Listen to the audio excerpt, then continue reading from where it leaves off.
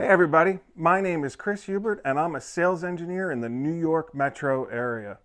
When I'm not getting our customers as excited about Zscaler as we are, you can generally find me here inside of my two-car garage workshop. I spend most of my weekends in here woodworking. Right now, I'm working on a dartboard cabinet for my neighbor across the street. This is rough milled black walnut that's going to clean up real nicely and make a beautiful cabinet for their basement.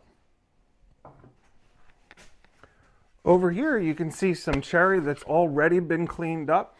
These are going to be drawers for a sideboard that I'm making for our dining room. Here I've already started to work on the dovetails on the side. And these are going to be what's called half-blind dovetails in the drawer front. And my wife and I take ballroom dancing lessons every Friday night. Yeah!